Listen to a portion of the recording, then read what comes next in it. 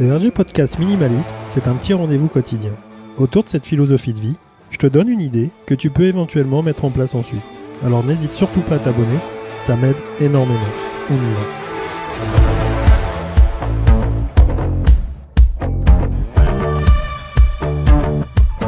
Elle n'est pas de moi cette réflexion, c'est vrai, parce que je le sors d'un bouquin, mais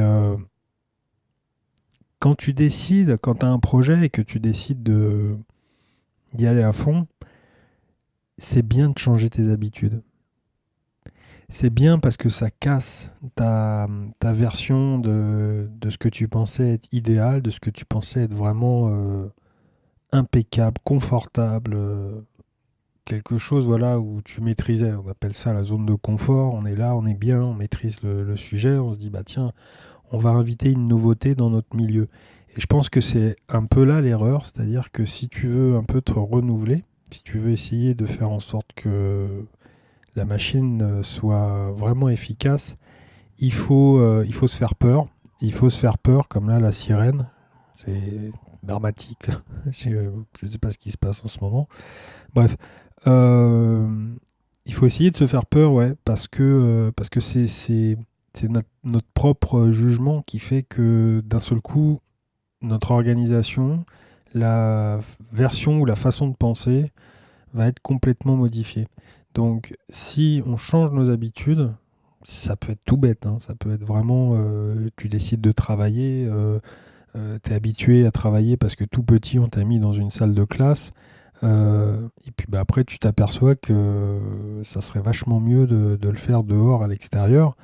C'est pas le côté loisir, c'est le côté qu'avant, on apprenait et on enseignait de cette façon-là. Ça peut être beaucoup de choses différentes.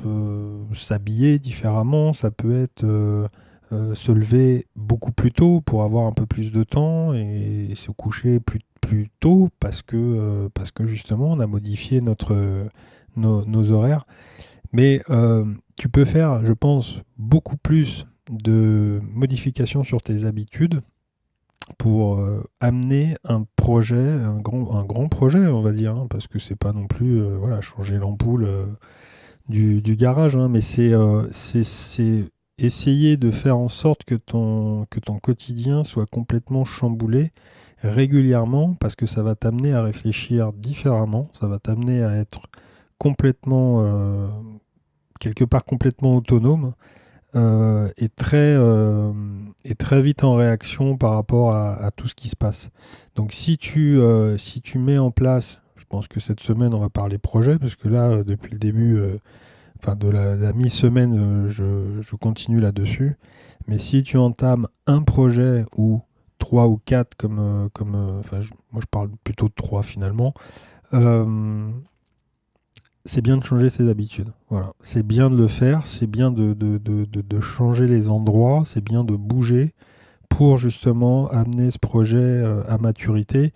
Et c'est fréquent que moi-même, je l'ai mis en place quand j'ai commencé à mettre le site et à faire et à discuter sur le podcast ou sur les 5 minutes comme ça. Je l'ai fait en partant et en étant à l'étranger et en bougeant, c'était beaucoup plus facile à gérer. Donc ça, c'est un exemple très fort parce que c'est très fréquent, mais ça peut être des petits détails, des petites choses qui font que une alimentation ou des changements qui sont pas non plus révolutionnaires, mais qui peuvent t'amener à être beaucoup plus réactif par rapport à ce que tu vas mettre en place. Voilà, tout simplement pour ça que j'avais envie de parler aujourd'hui. On se retrouve sur ma page www.rjminimalism.cloud, sur le compte Instagram, et puis moi je te dis à demain samedi pour un nouvel épisode. Salut!